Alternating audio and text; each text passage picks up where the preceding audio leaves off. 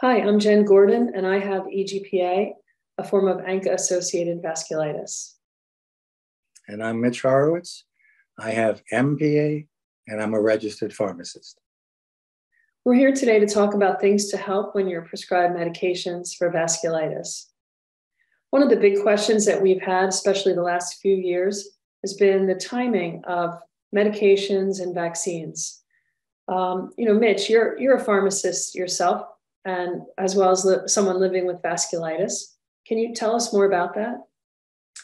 Yes, sometimes the medications we take will affect especially vaccines. It will mute your response to the vaccine because we take anti-immune drugs. They suppress our ability to create a good immune response to disease, but they also will suppress your response to a vaccine. So the timing of, say, Rituxan, which is a pretty common drug that vasculitis patients use. So the timing of Rituxan versus getting a vaccine is something that needs to be addressed. Too close to the vaccine and your body, getting the vaccine, I should say, getting the vaccine too close to the Rituxan, and your body may not be able to respond to the vaccine. And the other thing is too late after the Rituxan means you're going to be starting to get close to the next one. So each physician will have their own opinion on this. I'll tell you, my physician, rheumatologist, has this opinion, which I agree with, is you want it somewhere in, not exactly the middle, a little bit past the middle between the Rituxan and, to get the vaccine after the Rituxan. But I've heard other people say their physician said differently. So you check with your physician, but make sure someone has given that thought.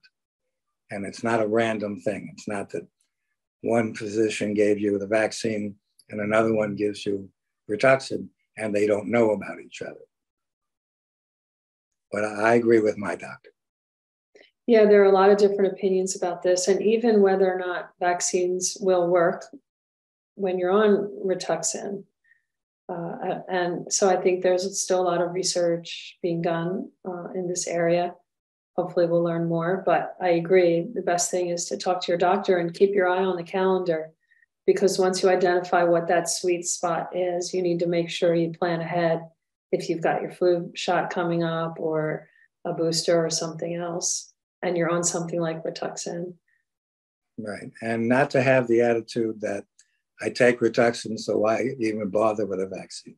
Because the truth is, you will make some response. It may not be as robust as if you weren't getting Rituxan, but I've always been of the philosophy, any protection is better than none.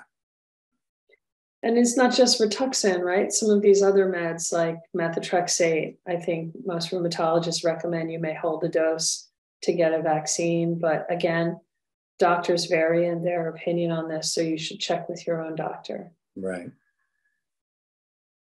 Great. Anything else to add here? No, we're done. Thanks, Mitch.